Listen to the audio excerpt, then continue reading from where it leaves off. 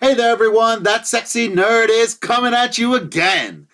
And I thought I'd do something a little interesting for you guys. I thought I'd do look up Think Story again because I went over the promo. I was so excited. I'm so excited for House of the Dragon, and I usually won't be doing these things, but Game of Thrones again was one of my favorite TV shows of all time, and I think it deserves my respect. So what I'm gonna do is I'd like to see people further. I'd like to see another explanation from Think Story, since he's he's the first breakdown artist that I reviewed for the first trailer of this series. So he made a breakdown for the promo that I did. So we're gonna watch it. So hopefully if you guys don't want to see any spoilers, don't check this video out because there will be spoilers. I guarantee it. But if you guys don't care about spoilers, welcome and keep watching. Please like and subscribe if you want to see more sexy and nerdy content.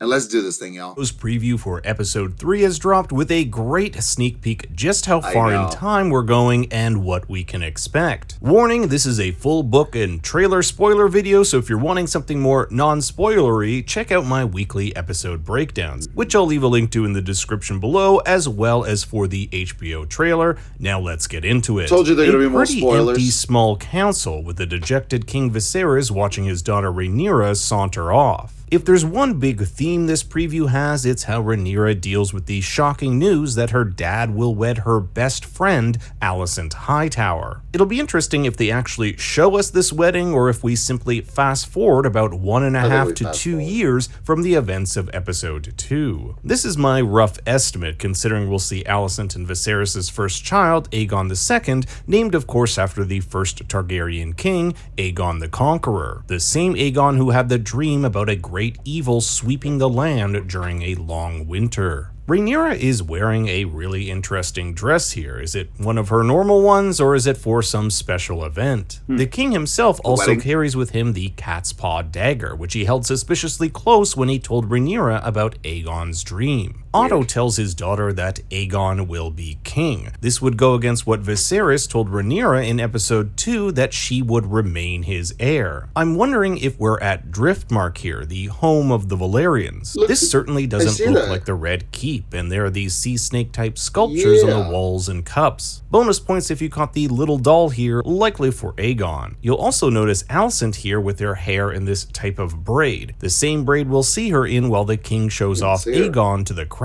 So I think we'll see the king and queen going around the realm to show the child off, proving that everything is well and good. We aren't exactly sure where this takes place. There's almost no descriptive banners. However, take a look at 2 of the prominent men watching Aegon paraded about. One we've met, the king's master of laws, Lord Lionel Strong. So I don't think it's that far of a stretch to think that the man beside him with a cane is one of his sons, Sir Larys Strong. He was, after all, nicknamed Larys Clubfoot because his feet were twisted at birth. The historians who wrote the accounts found in Fire and Blood find Larys to be one of the most baffling characters, whose allegiances are never fully known. This makes him an especially dangerous character. I like this shot here of young Aegon being passed to his father, where you can make out he's been playing with a little toy dragon. From what I've read, Aegon II will be portrayed by 3 different actors, one as an infant, a child, and an adult. Aegon will ride Sunfire, who we haven't seen in the show yet, but whom we've seen in the previews.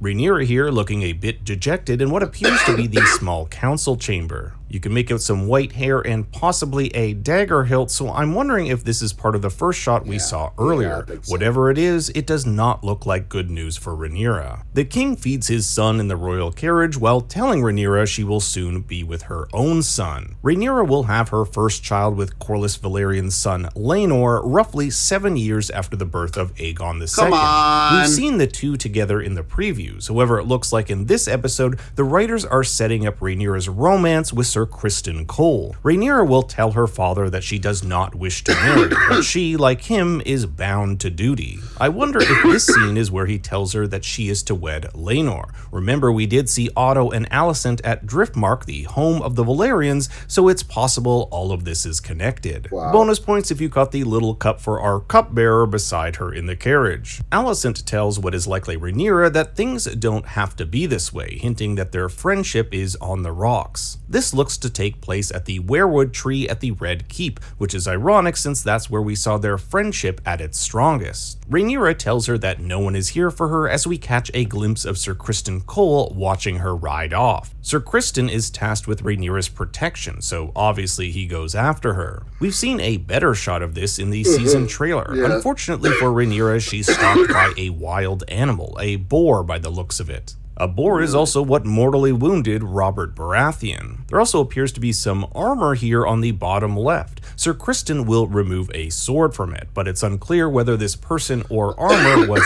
dead/here beforehand. We've seen in the trailer that Criston and Rhaenyra spend the night by campfire, where Rhaenyra asks him, "Do you think the Ram will ever accept me as their queen?" The relationship between Rhaenyra and Sir Criston is extremely interesting because the book offers multiple scenarios on how their love turns to poison. In one, Sir Criston rejects Rhaenyra on account of his Kingsguard oath that he is never to wed or have a partner, and in the other, it's Rhaenyra who will end up rejecting Sir Criston, with Septon Eustis stating that a Targaryen was meant to be more than a wife of a sellsword. So I'm super interested which direction the writers will take this. Corlys warns that crab feeder Craghas Drahar has dug his heels in on Bloodstone, the largest of the islands in the Stepstones. We also get our first shot of Corlys in this badass armor. This appears to be Bloodstone under siege. Giant balls of flame from siege equipment on the island suggest the ships here are Corlys's. To the left we can make out a dragon. This could either be Daemon's Caraxes or Laenor's Sea Smoke. The king here prepares to jab a bloody spear. I wonder if he'll be killing that boar that attacked Rhaenyra, or perhaps this is something else entirely. Corlys and his men, along with Daemon, use these pieces to plan out their attack.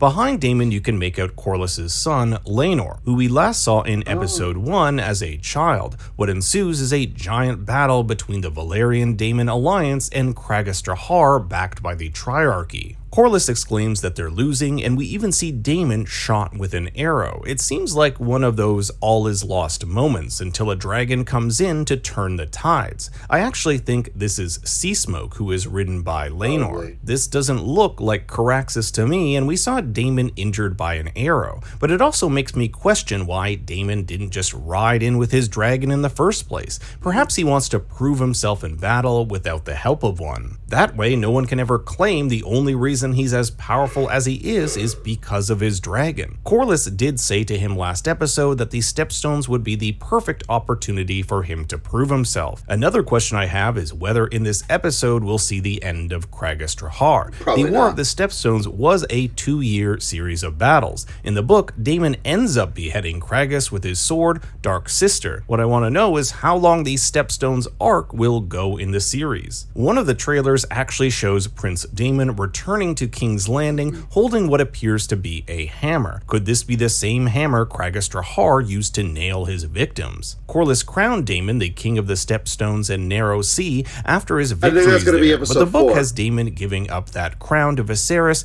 bending the knee, and the two reconcile with Daemon getting a seat back on the small council. So that's it for the episode 3 preview. I can't wait until next week when I'm proven completely wrong. Yeah, he's pretty much saying what I'm saying. The only thing was, I think he was a little bit wrong about the whole Sir Criston thing. The only thing was, I think it was because Rhaenyra kept trying to get with him while she was younger.